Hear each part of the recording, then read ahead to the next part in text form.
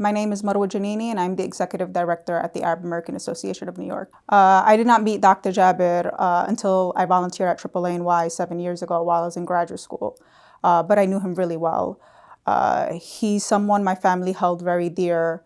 He was an OBGYN, so that means he delivered countless members of my family, including my sisters. This man is a humble man. He has had a major impact on the lives of people across New York. This is a man who is a proud Arab and the voice of the Arab community. He actually named my sister. So my father he doesn't speak the Arabic language. And my mother wanted to name my sister Ahlam. And my dad would pronounce the name Alam, which means pain in the Arabic language. And Dr. Jabir suggested to name her Amani. So my mom loved it, and her name is Amani. This is the kind of man who paid people's rent. This is a man who was forced out of his home country, built a life for himself. He sacrificed so much to become a doctor and gave back so much to the community. This is a man who I appreciate dearly, a man who is humble, but doesn't care for praise. And this is something that I've seen myself in him. Someone who doesn't care for spotlight, recognition, acknowledgement. This is someone who would go above and beyond to help clients, whether that's navigating through divorces or advocating for someone who was a victim of domestic violence. This is someone who taught me leadership skills and guided me, whether that was introducing me as the executive director at the annual bazaar or leading the Debka line at my wedding, with a big smile on his face. We all are blessed to know Dr. Jabir. And for those who don't know him, they only need to spend some time in the community to know how big of an impact he has in Bay Ridge. We're all truly blessed to have him. So I came into the organization in 2013 while I was in graduate school studying in Middle Eastern studies, and I came in as a volunteer once a week. I knew about him through my family, through my grandmother. My grandmother would go over his house for dinner, vice versa, to my aunt's house, my mother's house. So I knew about him, but I never personally met him until I volunteered here at AAA&Y. And I knew that he started and founded the organization in 2001. So from there, I got, working at AAA&Y, I got to work with him closely and learn more about him. And would you say it's pretty common that people, even if they've never met him, know about him? Would you say he's someone a lot of people in the community know about? Oh, absolutely. This man officiated marriages. Again, he navigated divorces. He was a spokesperson for the community. He's an imam. He's been in so many different spaces, whether that's doing interfaith work or, coming into the organization and just helping someone. He can just be there to just read off a letter that someone doesn't understand, or any sort of info letter that a person gets in the mail. This man is ready to help someone. Even if you don't know Dr. Jabir, everyone has heard of this man, regardless if they personally met him or not. So you and a lot of other folks have talked so much about how the generosity is kind of the cornerstone of who Dr. Jabir is and how much he's willing to give back in terms of his time, in terms of his knowledge. Where do you think that generosity comes from in his heart? I definitely think it comes from his religiosity. It definitely comes from, him being a human being and understanding that, he may be blessed with something. He may have a certain provisions that he acknowledges that other people don't have. So he's there to help the less fortunate. And that's just him being a human being. Again, this guy is selfless. He turned his OBGYN office into a direct social service organization before 2000, before 9/11.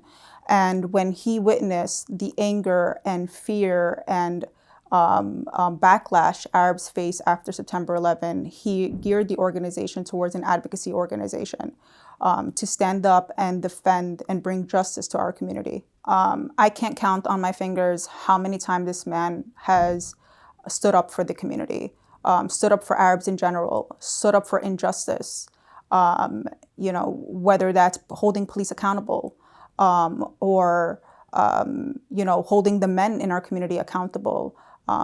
If a client was a victim of domestic violence, in terms of advocacy, in terms of immigrant justice work, they started off with one caseworker they were all volunteers, doing volunteer work to help people navigate USCIS and immigration, to give people their rights in the community. He was the voice, or he is the voice of the Arab community in New York, the immigrant community in New York. A lot of people don't know their rights, don't know, simple rights, right? In the United States, there are recent immigrants that came from war-torn country, came from dictatorship, and they came to Dr. Jabir for assistance, for help, whether that's a landlord threatening eviction, and people couldn't afford their rent. He was there to pay 6 months of rent or more, so that families are not thrown in the street and facing homelessness. He delivered so many of my family members, unfortunately not me, but my sisters. And this man is so humble. He's done so much for people that he doesn't even remember exactly what he's done for particular people. He may have forgotten, so-and-so that he helped 10 years ago or, 12 years ago. But people remember how he's came for them and helped them, and in so many different ways. For me personally, Dr. Jabir's humility, the fact that he doesn't care for praise, he doesn't care for spotlight or recognition, that's something that we have something in common. And it's just, I'm sure people already know this, but I don't like spotlight. He's the type of person that would do things behind closed doors. He does the behind the scenes work, and he doesn't care for a thank you. He does it for the sake of his religion and just because he's a human being. The community has so much trust in Dr. Jabir. This man has brought families together. This man has, advocated for the truth and for the rights of others. And he's practiced neutrality.